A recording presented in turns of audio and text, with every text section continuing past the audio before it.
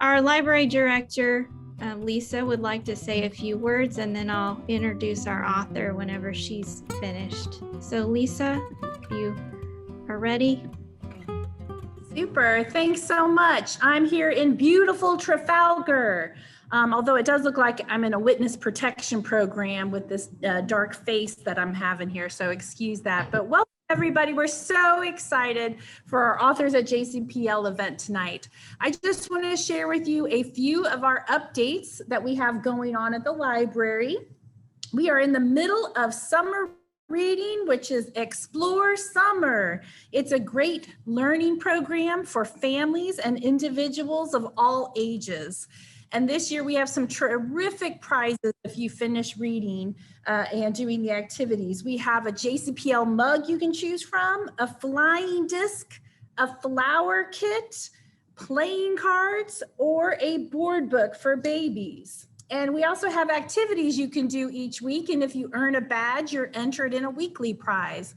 And then this year, our grand prize will be one lucky person will get an adventure package, which includes state park passes, some gift cards to the state park. So if you want to stay and enjoy the nature of Indiana, it'll be just fantastic. We also have a new program this summer. I'm going to share my screen so you can see that. It is the Great Park Quest. And that is a partnership we are doing with Aspire Johnson County, where you get out into the neighborhood and you explore our different park systems. We're partnering with, let me see, make sure I'm sharing the screen. Yeah, there's a video there. How to do it. And a fantastic Anyway, program where you can, please. Okay, Edinburgh, thank you. Franklin. Bye-bye. Oops, Franklin and Greenwood, and also the story walks of Johnson County, and as well as Johnson County parks. You look for hidden golden nuggets around the county and enter into our contest. You can just go right here at our website and learn all about it. Another thing I want to share is our update for our new Clark Pleasant branch. So if you've been driving down US 31, you're going to see our new library. See if I can get to it here. Hello.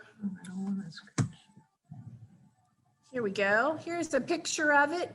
You can see they have the foundation laid and many of the steel beams for the structure already in place. So that was taken just today, that picture.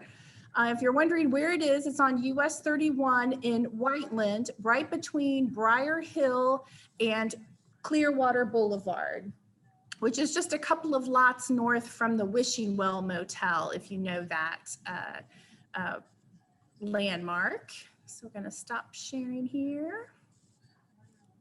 And then the last thing I'd like to share is our really fun seed library. All the branches of the Johnson County Public Library have seeds you can now pick up. Every family can get up to 5 seed packets a week. I've picked up some cosmos flowers, some chives, and some basil, or basil, if you're watching the Great British Bake Off. And I'm just so excited. This is so much fun. And there's also some growing tip sheets that go along with the seeds. So we hope you come into the library this summer. We hope you register for Explore Summer. We want to read 3 million minutes as a community, and we need your help to do so. Come on into a library branch and sign up for all our fun programs. Thanks so much, Kelly. Shelley Shepard Gray is the New York Times and USA Today best-selling author of over 100 books. She writes Amish and Contemporary Romance novels, including the popular Berlin Bookmobile series and the Bridgeport Social Club series. And Shelley is a favorite author with our patrons here at JCPL, so I know that you all are so excited that she could join us this evening. Shelley currently lives in Colorado Springs, where she writes full-time. She's married with 2 children, enjoys baking, and always has a dachshund by her side. So Shelley, welcome to Authors at JCPL. You're muted, Shelley.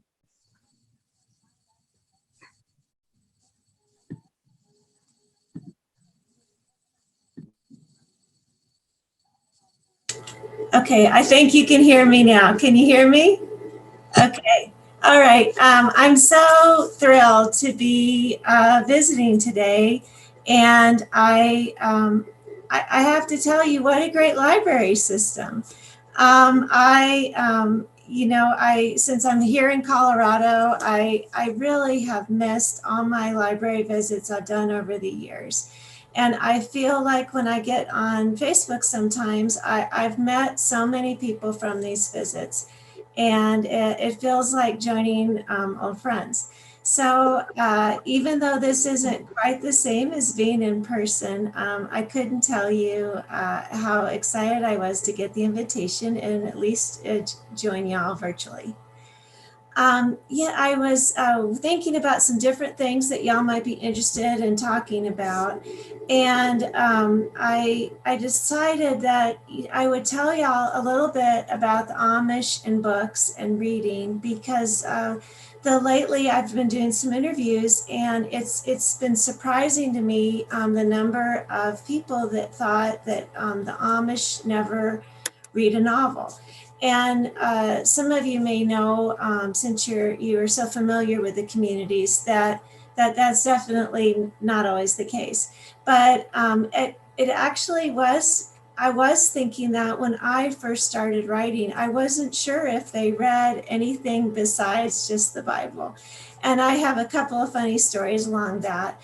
The main one is when I first met my Amish friend. Her name is Clara, and I think it was our second or third visit. She invited me to go to her house, and we were walking around the house, and she was showing me everything in her quilts. And y'all, it was just like you would imagine, just beautiful and neat as a pen, and everything was wonderful. But what was interesting was she finally said, Shelley, do you want to see the favorite thing in the house, one of my favorite things? And of course, I'm like, yes. And to myself, as we're walking upstairs from the basement, I was thinking, I wonder what it is. Maybe it's some handmade cradle, who knows? And she takes me over to a bookshelf. And it's not quite as many books as you might see behind me, but there were a lot of books. And they were almost all Christian romance novels. And she said, I like to read. And of course, those of you who are joining me here, you could probably know that's the way to make a friend. I was like, I like to read too. Obviously I write books, but I really do enjoy to read. I read a lot. And so right then and there, we had something in common. She even pulled up a library book that she had just checked out from the bookmobile, and it was one of Karen Kingsbury's newest releases. And honest, I can, it's just no lie here. I had just read it, and I said, oh my gosh, I read that too. And what did you think about this part? And she kind of pulled me over to her couch, and next thing you know, it wasn't just Shelley, the Amish writer from Texas, and Clara, the very patient Amish woman answering my questions.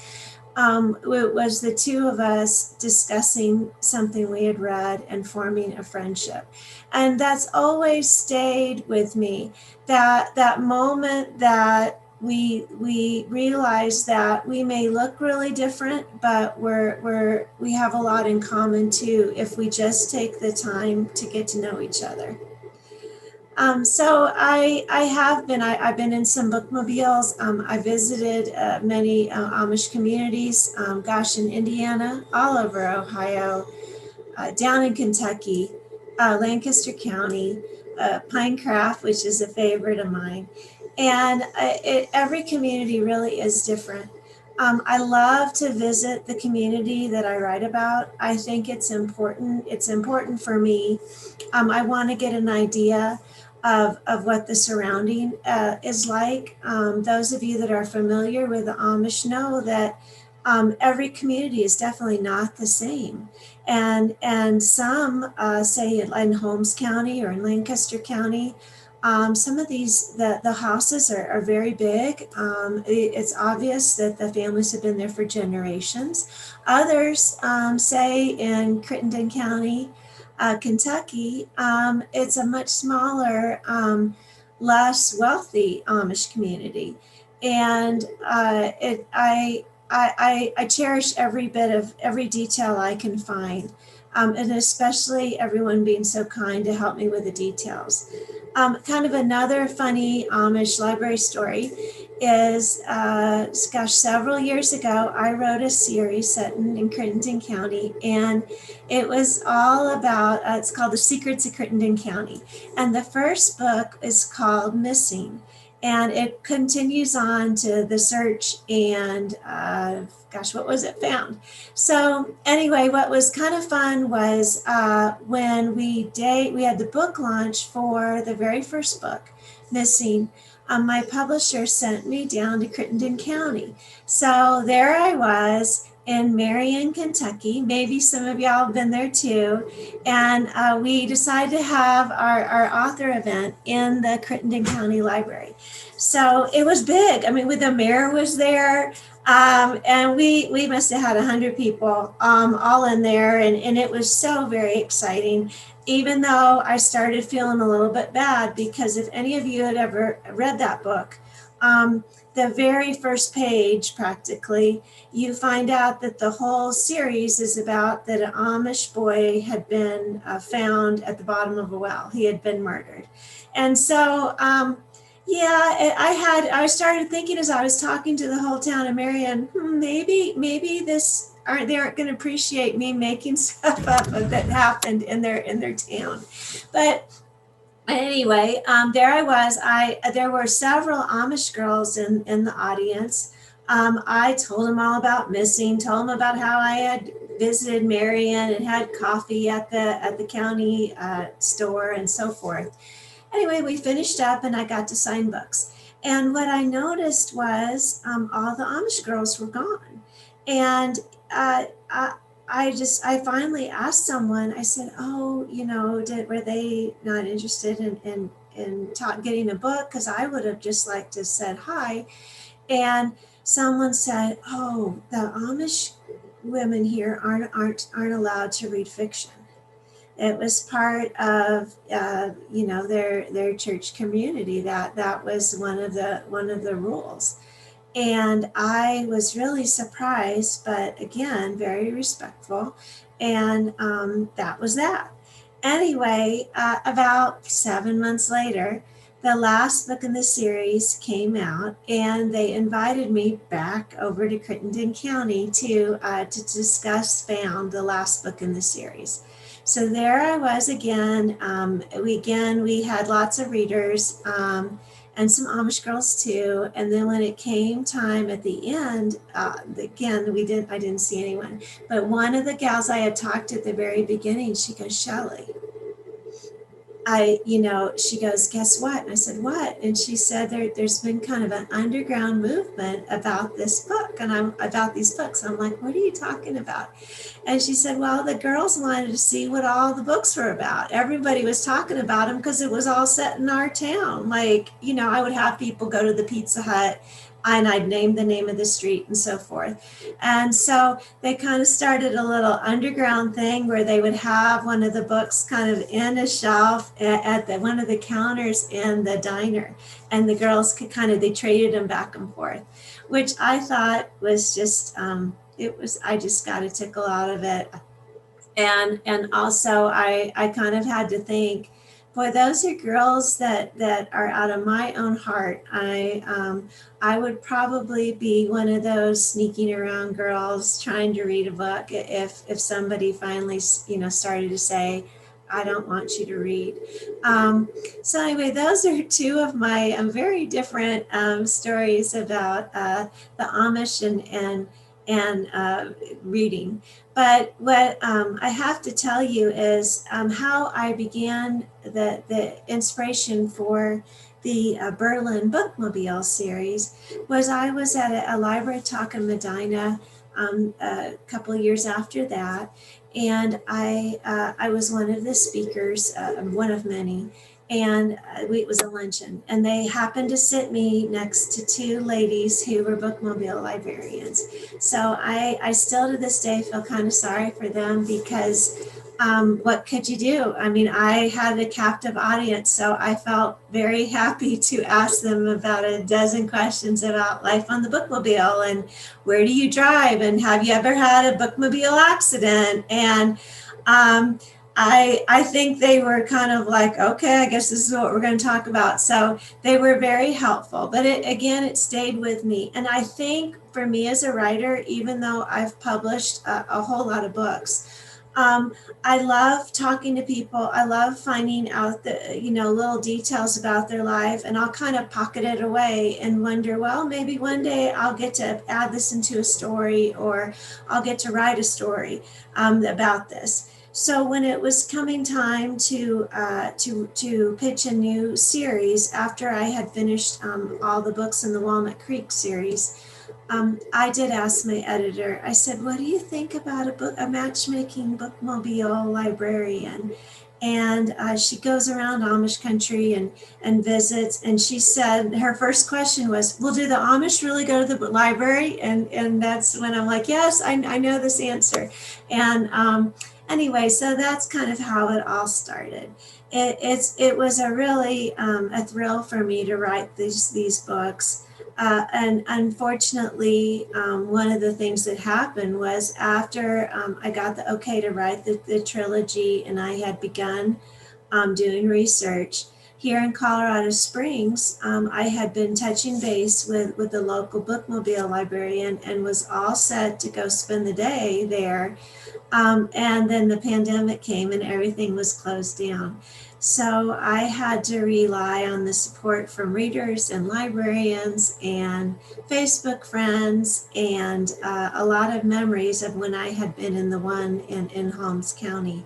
And it was amazing how many people reached out when I would ask strange questions like, do any of you know about a bookmobile breaking down? And then sure enough, I would think nobody knows this, and somebody would speak up and help me out. So that was a lot of fun. Of the three, the book I'm going to be talking about today is an Amish Surprise, and it came out in May. And it's the second book in the trilogy. And first of all, I'm telling you what, I mean, sometimes you think a lot of the Amish covers are the same, and I couldn't be more thrilled with this one. I think it's so eye-catching. I just love these flowers. But another unusual thing about this book is that the main storyline features a couple that's already married, and they've been kind of having some struggles. And I rarely write about couples who are together and maybe their marriage is in jeopardy or they're unhappy. I don't know why. I guess I love that spark of a first meet and the expectation of where might a romance go from here. But this couple really spoke to me. And one thing I do as a writer is I come up with a main storyline, and then I try to keep adding layer after layer after layer. I want them to feel so real to me. They could be my next door neighbors. And this couple really did. Miriam and Calvin just were really struggling, and one of the things they had been struggling about was that Miriam had several miscarriages, and they kind of just decided that maybe that God's not going to bless them anymore with children, and they're not going to talk about it. And so because they've agreed, it hurt too much to not say anything. There's kind of a little wall around them. They both have some wishes and some regrets and some tears that they don't feel like they can share. The book opens with Miriam a little bit concerned because her husband is late for lunch. And she's started to have doubts, like they're young, maybe he seems to be gone a lot from the farm. Maybe his eye has kind of strayed. Now, obviously the Amish don't get divorced. I knew when I started it, they're going to be just fine, but I wanted to set that up with some conflict. Right away, you find out within the first 3 chapters that Miles isn't sneaking around. He's been hanging out at the bookmobile, and not for the librarian, because there's a boy that's there often, and he's a foster child, and his name is Miles. And Miles is Amish also, and he's with a very nice foster family. He just knows it's not going to be his forever home, and he's 10, and he's kind of realizing that his years are limited as far as getting adopted. I've met several foster kids, and they said that they're very aware of the clock ticking by and the years going by, and they know that when people like to sometimes adopt small children or babies, not so much 10-year-old little boys. So anyway, I wanted Calvin and Miles to have that friendship and that to grow. I kind of wanted some other things to be happening with Miriam, which you can tell from the cover if you've seen it. She's found a surprise of her own. She's found out she's going to have a baby, and she's going to try and keep that secret just in case something happens, and she doesn't want to disappoint her husband. So that's how this book begins. It's just a lot of angst and a lot of people that wanting to be happy and hoping and praying that they will have a happy ending and things will work out for them. And I remember getting to about chapter 6 or 7, maybe about 80, 90 pages in, and I was kind of exhausted. I was thinking, oh my gosh, all these people have a lot of hard times. I gotta cheer things up and move on. One of the things I do as a writer that not everybody, every other writer does, is I often write books out of sequence. So I might write the first 7 chapters, then skip over and write the last 3 chapters at the ending. It would drive a lot of people crazy. It just is kind of how I do. So I did. I was skipping around trying to make sure that I had a good ending for the book, and that I had just enough angst and tension to see everyone through.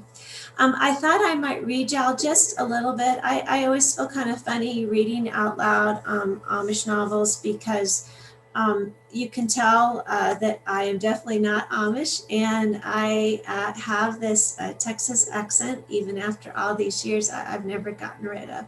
So anyway, I hope you'll forgive my Texas twang as I'm talking about, as I'm reading a passage between Miles and Calvin, and I'm going to set up the scene for y'all because I didn't want to read too much. And what the scene is Calvin and Miles have gotten closer, and the foster family has invited Calvin over for a visit with Miles. And they are struggling because Miles isn't really sure why this man is here. And Calvin is a little bit struggling too, because he doesn't have a lot of experience with talking with 10-year-olds. And he's just not sure what's going to happen between them. But this talks about getting a friendship in books. So I thought y'all might enjoy it. So Here it is. It's kind of from the middle of the book all the way to page 103. So like I said, I'm just going to read a little section of it and then we'll move on. So they're sitting outside at the picnic table, and Mr. and Mrs. Schmidt, who are the foster parents, have just delivered like kind of cookies and lemonade. So if you can imagine it outside, it's pretty, drinking lemonade. Awkward conversation. Okay. Calvin poured them both glasses of lemonade and drank half of his in 2 gulps. Now, what were we talking about?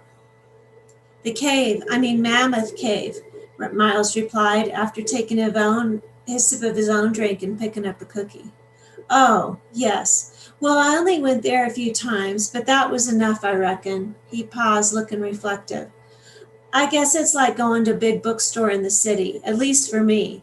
See, I like going to the bookmobile and the library to pick out a slew of books and not having to worry about liking or not finishing them. And I like visiting with Sarah Ann when I'm there. She's the librarian. And you, Miles. It's comfortable, but a bookstore, well, it's an experience. Growing up in the country in Kentucky, going to a town that had a real bookstore was a ways. And my parents, they liked books all right, but they were watching their pennies. So the couple of times I went, I spent more time simply looking around and dreaming than thinking about having my own stack of books to spend shopping. They never let you get any? Miles asked. Oh, they did. Each time I went, I got to choose 2 books. Do you still have them? Looking a little melancholy, Calvin shook his head. Nee. I gave them to friends, but I remember the visits more than the books. I guess that's what I'm trying to say about the caves in Kentucky. If I went all the time, it'd be nice, but it wouldn't be special. He blew out a breath. I guess I'm sounding pretty confusing, huh? Nee, I understand what you mean. Miles thought it was kind of like living with the Schmidts and spending time with just Calvin. One was fine. It was what he was used to. The other, well, being with this man made him excited and nervous and confused. But it was memorable.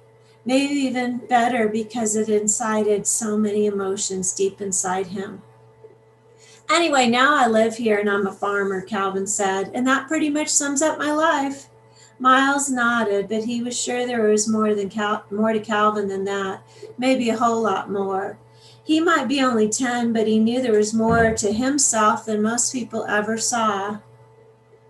Sometimes he felt like there was a whole lot more. And that's the end of chapter 15. So that's the little passage from this book. The next book in the series is called A Christmas Courtship, and it continues on with my quest of the Amish and a meddling librarian and everyone trying to find one book or many books that are special to them. So I hope if you happen to see this book at the library, or I know there was a bookstore that I signed a bunch of book plates for, so maybe you'll get one of those book plates and you can stick it on your own copy. But I hope you'll enjoy this book.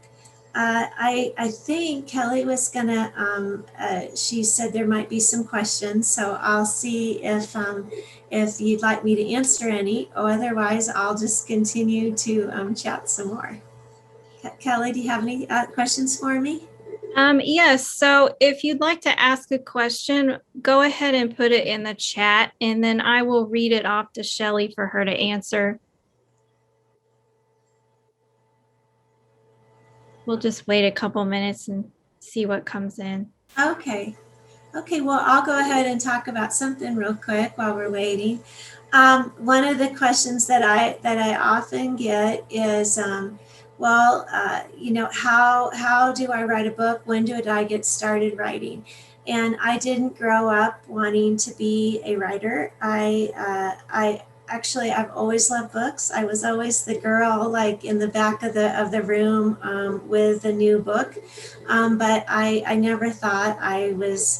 to talented enough, I guess. I really had no idea how to start a novel. I used to teach elementary school. So I guess that's why I'm so just love writing about Miles, because I taught fifth grade, sixth grade for a whole lot of years. And actually, I started writing one day during my lunch hour. I used to bring a book every day and read instead of grading papers. And one day I had forgotten something, and I had been kind of playing around with the idea, wouldn't it be fun just to try to make something up? And so I turned on my computer and I wrote chapter 1.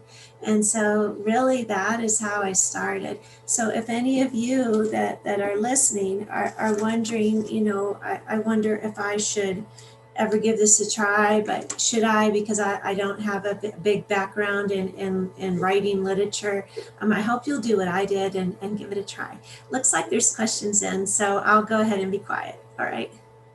Okay. Anne would like to know if you've ever visited Napanee, Indiana. I hope I said that right.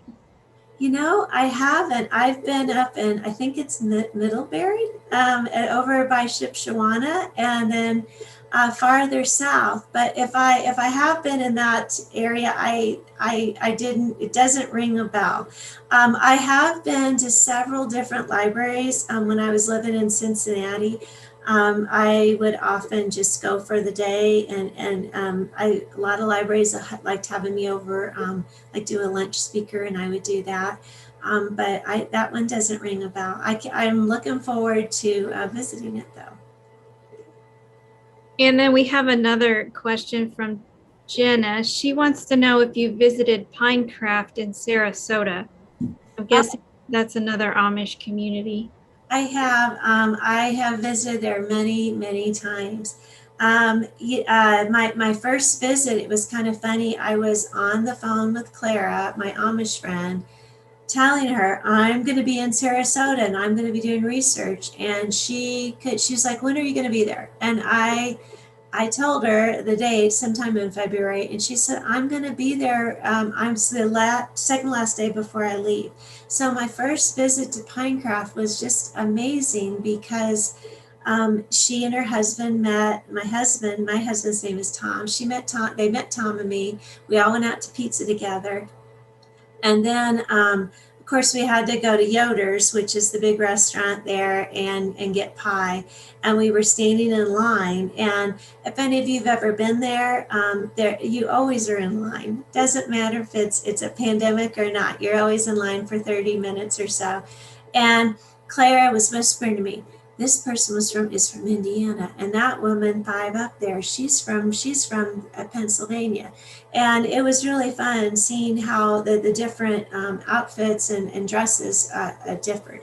But since then, I've been there at least 5 or 6 times. I wrote a series set there. I think it was 4 books and 2 novellas that was part of that. And I'm going to be writing another series set in Pinecraft, and that will be published by Revell, and it comes out in 2023. So kind of a long way to wait, but it's one of my favorite places for sure. All right. Laura wants to know, who is your favorite author? Oh gosh, my probably my most favorite is her name is Anne Perry, and she writes historical mysteries set kind of in Victorian London, and I think I enjoy her books so much. One, because she writes a lot, so I can always know that I can get 2 or 3 books of hers a year. Also, they're so different from anything I write. Not that I ever really critique, but sometimes I'll be like, oh, I wish I would have thought of that. And I don't have to worry about that with her books. I can just enjoy them. Also, they're always mystery, and I get taken up by the characters. And so I'm always like kind of late to the party. It seems everyone in the book has figured it out but me. So I enjoy her books, but really I read a lot. I probably read, I don't know, 5 or 6 books a month, maybe more than that. it just kind of depends on what else is going on. I've joined Book of the Month Club, and I try and read new authors. I have just a whole list of favorite authors, author friends. The only thing I don't read a lot of is with other authors writing Amish fiction, just because I want my books to sound like me. And so every once in a while, someone will ask me to give a quote, and so it's kind of a treat to get to read another author. So I obviously I'm a fan of other authors. And then we have someone that said they don't have a question, but they just wanted to let you know they just finished Hidden, and they can't wait until the next one. Oh gosh, yeah, Hidden was the very first Amish book I wrote. So I think I wrote it back in 2006. So thank you for reading that. It means a lot. If anyone's ever read that and wonder why the heroine is not Amish, it was because it really was my very first Amish book. I was so nervous about getting details wrong that I decided to have an Amish heroine just so an English heroine, so she could learn all about the Amish like I did. Since then, I think I've written, close to 60 Amish books. So now I've got Amish heroines all the time. Erin would like to know if you have any cats. I don't. I'm allergic to cats. So I have dogs. And honestly, they're not very happy right now. I am sitting here in my office, as you can probably tell, but I have windows all kind of around. They face the street and my neighbors. And my dogs love to sit in this. Yes, I have an easy chair in my office for the dogs. And they hop up on the chair and they bark at everyone. So I thought I'd give everyone a break and not have you listening to a bunch of dachshunds bark. Okay. And then we also have a question wanting to know who your favorite Amish romance author is. Oh gosh, that one I probably wouldn't answer. I just because I know a lot of Amish authors. I will tell you that I've got some friends that we all started writing Amish fiction just about the same time, and I've hosted girlfriend getaways with them. I've traveled with them. I room with them, so they're kind of my writing buddies. That said, I hardly ever read their books. And but those some of you would probably know because I'm always doing things with them. But Amy Clifton, Suzanne Woods Fisher, Vanetta Chapman, we all started at the same time. I've shared a room with every one of them when we've been on to conferences and stuff. So they're some of my favorite Amish author people. We have a question, and this person wants to know how you ended up in Colorado Springs. It sounds like you moved around quite a bit.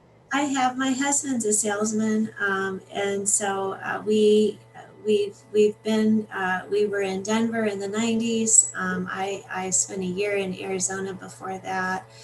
We lived in Dallas also. We were in Cincinnati for 20 years. This move to Colorado Springs was both our own doing. We have a son who lives in Denver, and a daughter and her husband had just gotten transferred to Colorado Springs. And since I can write just about anywhere, and my husband can work just about anywhere as long as he can get on an airplane, we decided to join them. So that's where I am right now, and it's been fun. I look forward to. I'm one of those people that likes to move around. I don't know what that says about me. I like exploring new places. I like talking to new people, and I've certainly done a lot of that here in Colorado Springs. Gigi wants to know what drew you to write about the Amish community.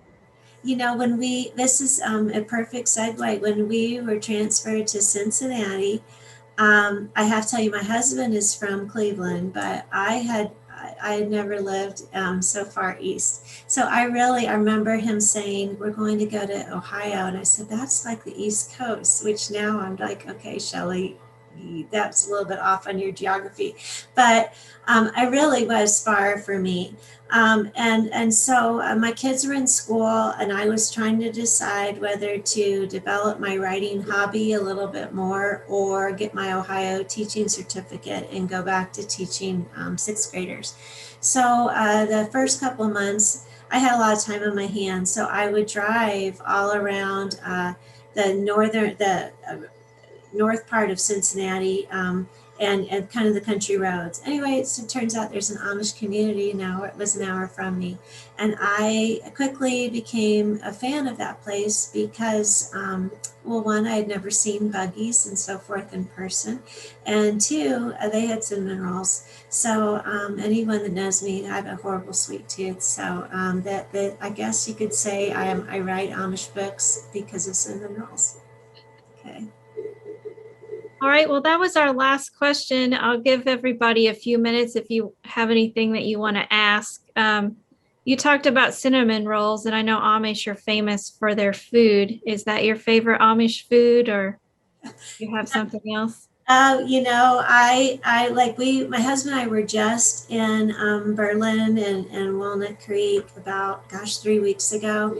And first thing we did was after we got all settled was went to Der Dutchman in Walnut Creek, and we had I always get roasted chicken there, which I guess is just a fan favorite, and so I really like that. I love I'm a huge fan of pies. I really like coconut cream pie. And so for a while, I had somebody in almost every book, at least they had a slice. And I thought, this is getting a little crazy, Shelley. So I stopped. But I like it a lot. My Amish friend, she always makes some things. She cans a lot. She makes some kind of this vegetable thing. And it's a wonder because she grows all the vegetables and then she pickles them all and cans them. That's sure a favorite of mine too. All right, well, that looks like all the questions that we have for you. Thank you for joining us. I put the link to buy a copy of an Amish Surprise from Wild Geese Bookshop. They do have a few signed copies, and that link is in the chat. Shelley, thank you for joining us. It's been great to hear about your writing process and what inspires you. And we also want to thank the Friends of the Library and the Johnson County Public Library Foundation for sponsoring our Authors at JCPL program. Thank you all so much. I know it's hard to, fit everything in, and it means the world to me for the invitation. And so thank you all for joining me. And this was a true delight. So appreciate it so much. Thank you so much, Kelly. Thank you. And like I said at the beginning, we will be contacting you if you were one of our free book giveaways. And I also wanted to mention that Leah Johnson is our next Authors at JCPL. She will be here visiting us through Zoom on July 15th at 6 o'clock. And those tickets will be available starting Monday, June 14th at 9 a.m. So that's next Monday.